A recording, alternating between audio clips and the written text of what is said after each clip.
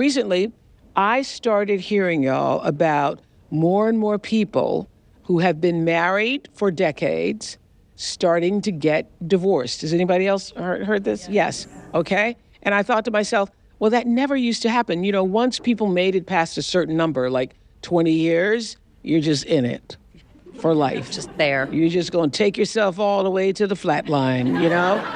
So then I find out that even though divorce is at a 50-year low here in the United States, wow, the rate of what's being called gray divorce, that's divorce over 50, is actually soaring through the roof. And listen to this. The divorce rate for people over age 50 has doubled, and for people over 65, divorce rate has tripled. Wow. I thought that would shock you. Isn't that crazy? That never used to happen. So what is going on? Dr. Susan Brown is the Distinguished Professor of Sociology and co-director of the National Center for Family and Marriage Research at Bowling Green State University in Ohio. And she has been researching divorce now for more than 15 years and helped coin this phrase that we're going to be talking about today called gray divorce through her multiple studies on this phenomenon. So Dr. Brown, tell us what you found. What is going on? Well, I think it's fair to say that back in 1990, older people really didn't get divorced. Only 8% of people divorcing that year were over the age of 50. But today, 40% of people who are divorcing in the United States are 50 or older, and 10% are 65 or above. And you know what got me interested in this topic was when Al and Tipper Gore announced back in 2010 that they were calling it quits after more than 40 years of marriage. And my colleague and I were chatting about that and trying to figure out, you know, is this some kind of celebrity phenomenon, or is this actually happening to everyday Americans?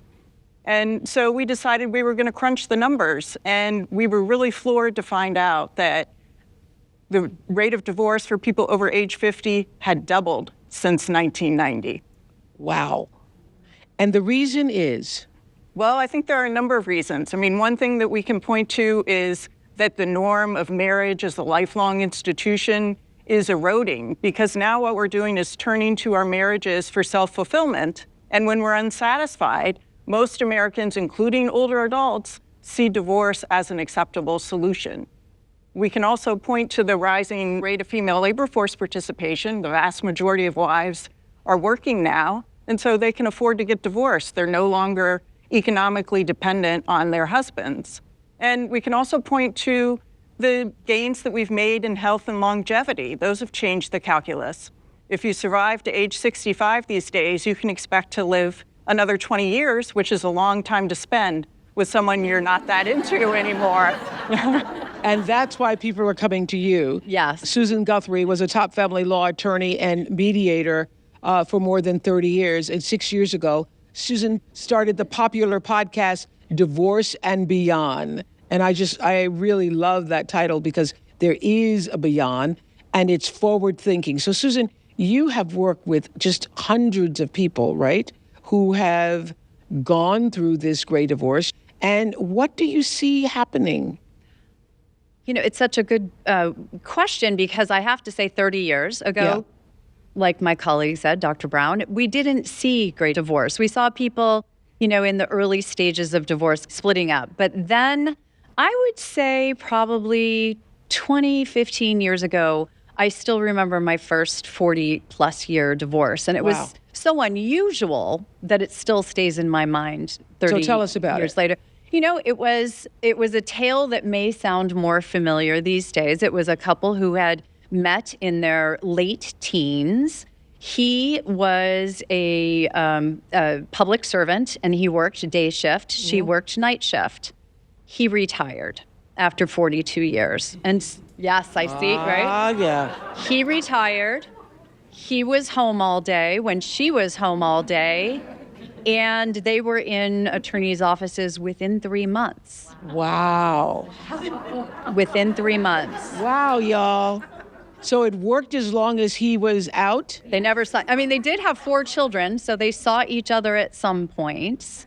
But when they had to spend those days together, they truly found, and this is what I think I've seen a lot with the great divorces, is two people who 40 years in had nothing in common with each other anymore.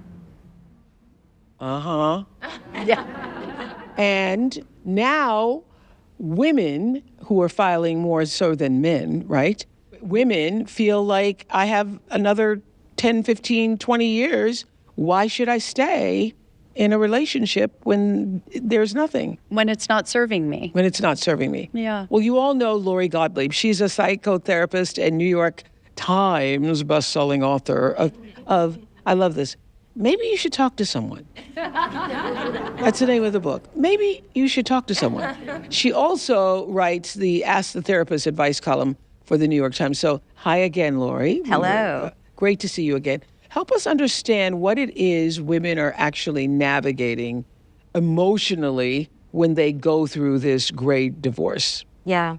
So it's interesting, we've been talking about the idea that you have so much time left and you really want to think about how do I want to spend that time. But at the same time, when you go through a divorce later in life, you lose that predictability. You had this idea, this imagined future of I'm going to be with this person and we're going to do these things and we're going to retire in this way and our financial picture is going to look like this and our kids are going to come back to this house and come visit. And all of a sudden, there's this great unknown right in front of you. So it can be really disorienting to do this at this time of life when you were so certain that your future was going to look a certain way. You were locked in. Yeah. And that's why women take more of a financial hit, do they not, Dr. Brown? Yes, they do. They experience a larger drop in their standard of living than men do, although for men, they're also taking a hit.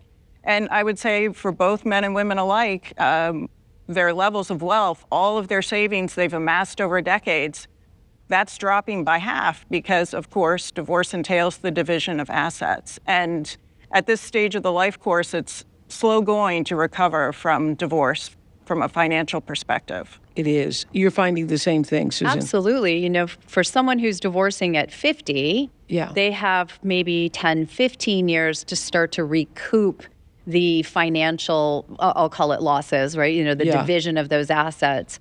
But for someone who's divorcing at, say, 65, they're there. They're in it. They're in that phase where the retirement funds, the planning they did financially to get them through their retirement years was whatever they had amassed for two people. And now they have to split that up and carry it forward for two people. And their runway to recoup is almost gone.